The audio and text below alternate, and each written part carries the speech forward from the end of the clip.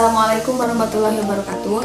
Perkenalkan, saya Aywa Pasumlatul Puadah dari Prodi PAIC semester 1. Di sini saya akan memenuhi salah satu tugas mata kuliah Pendidikan Kewarganegaraan dengan membahas dosa sosial yang terabaikan menurut Mohandas Karamchand Gandhi. A few moments later. Mohandas Karamchand Gandhi adalah seorang pemimpin spiritual dan politikus dari India. Dalam sebuah pidato di Westminster Abbey pada tanggal 20 Maret 1925, ia berpendapat bahwa ada 7 dosa sosial yang terabaikan. Yang pertama, kekayaan tanpa bekerja, 2, kesenangan tanpa hati nurani, 3, pengetahuan tanpa karakter, 4, bisnis tanpa moralitas, 5, ilmu tanpa kemanusiaan, 6, agama tanpa pengorbanan, dan 7, politik tanpa prinsip. Lalu apa yang dimaksud dengan kekayaan tanpa bekerja? Nah, kekayaan tanpa bekerja didefinisikan dengan kekayaan yang didapat dengan menghalalkan segala cara. Kekayaan tanpa bekerja sangat manusiawi apabila kita hidup di dunia ingin hidup sejahtera dengan kekayaan yang melimpah. Namun, bukan hal yang manusiawi jika ingin kaya tanpa bekerja, seperti kasus korupsi yang dilakukan oleh aparat-aparat negara yang lapar dan rakus akan jabatan, yang hanya memikirkan kepentingan sendiri tanpa memikirkan rakyat. 2. Kesenangan tanpa hati nurani. Yang dimaksud kesenangan tanpa hati nurani di sini yaitu kesenangan yang hanya untuk dirinya sendiri, tidak mau tahu bahwa ada orang lain yang tersakiti ataupun tersinggung. Seperti contoh, hidup bermewah-mewahan padahal lingkungan di sekitar rumahnya kalangan menengah ke bawah. 3. Pengetahuan tanpa karakter. Pengetahuan tanpa karakter yaitu pengetahuan yang hanya melahirkan orang-orang berilmu namun tidak ada moralitas. Karakter dimaksud sebagai identitas orang, sehingga pengetahuan tidak hanya sekedar pengetahuan namun juga mengajarkan moral dan etika. Maka dari itu, seorang akademisi maupun ilmuwan harus mempunyai karakter yang baik sebagai self-control sehingga dia dapat menerapkan keilmuannya sesuai dengan porsinya. Seperti fakta yang terjadi di Indonesia dalam praktik penegakan hukum, di mana aparat hukum yang mempunyai pengetahuan tentang hukum, namun mereka tidak menerapkan hukum tanpa karakter, sehingga mereka dapat memutarbalikkan fakta yang benar jadi salah dan yang salah menjadi benar. Maka ketidakadilan dapat dibeli oleh orang-orang yang mempunyai kekuasaan, harta demi kebebasan hidup dalam belenggu kebohongan dan dosa sosial. 4. Bisnis tanpa moralitas. Berbisnis untuk mencari penghidupan merupakan suatu hal yang sangat manusiawi.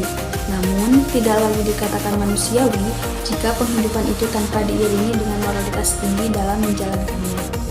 Contoh bisnis tanpa moralitas yaitu seperti menjual minuman keras, narkoba, judi, dan lain sebagainya. 5. Ilmu tanpa kemanusiaan. Apa itu ilmu tanpa kemanusiaan? Yaitu seseorang yang berilmu tetapi tidak menggunakan ilmunya dengan baik. Ilmu tanpa kemanusiaan sama halnya dengan pisau yang digunakan untuk membunuh musuh secara perlahan.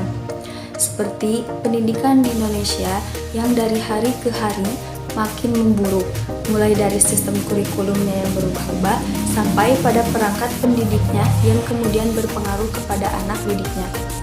Pendidikan yang tidak merata merupakan suatu kezaliman yang dilakukan oleh pemerintah sehingga rakyatnya tidak semua dapat merasakan pendidikan yang layak. 6. Ibadah tanpa pengorbanan. Yang dimaksud ibadah tanpa pengorbanan di sini yaitu kita tetap beribadah tetapi tidak mau mengeluarkan sebagian harta kita untuk mengeluarkan zakat ataupun bersedekah. Contoh agama tanpa pengorbanan seperti Indonesia dengan mayoritas penduduk muslim terbesar di dunia. Dalam praktis agama Islam, Indonesia hanya terlihat indah di atas teks, namun gagal mentransformasikan dalam perilaku nyata. Seperti contoh, adanya korupsi di kantor Departemen Agama, yang mana kantor Departemen Agama seharusnya menjadi kiblatnya negara yang suci ini. Ini terdapat pada sebuah penelitian sosial tentang keislaman Indonesia yang ditempatkan pada urutan ke-140 sebagai negara Islami di antara 108 negara, karena negara barat yang non-muslim secara umum dinilai lebih Islami daripada negara Indonesia. 7. Politik tanpa prinsip. Diartikan sebagai politik tanpa adanya landasan dasar suatu negara. Jika kita amati bersama, keadaan politik di negara ini sepertinya sedang mengalami politik tanpa prinsip. bangsa Indonesia mulai kehilangan identitas negara karena para pejabat negara yang tidak mempunyai prinsip kebangsaan yang kuat dan mandiri. Ideologi kebangsaan mulai luntur, terbawa arus keegoisan pemimpin negara yang tidak mempunyai tujuan jelas dalam kebijakannya. Makin dipertajam dengan permasalahan agama yang dicampur adukan dengan kepemimpinan, menunjukkan bahwa Indonesia sedang dilanda krisis pemimpin yang profesional. Sebagai pemimpin, idealnya harus bisa memposisikan diri dengan baik dalam bertindak dan berucap, sehingga tidak menimbulkan provokasi dalam masyarakat luas. Jika seseorang politikus tidak punya prinsip, maka dia akan mudah untuk dikendalikan oleh orang lain. Inilah yang sedang terjadi dan dialami oleh bangsa kita, sehingga rakyatlah yang menjadi korban atas politik buta yang dijalankan oleh para pemimpin. Mungkin itulah yang bisa saya sampaikan. Mohon maaf bila ada kesalahan. Wassalamualaikum warahmatullahi wabarakatuh.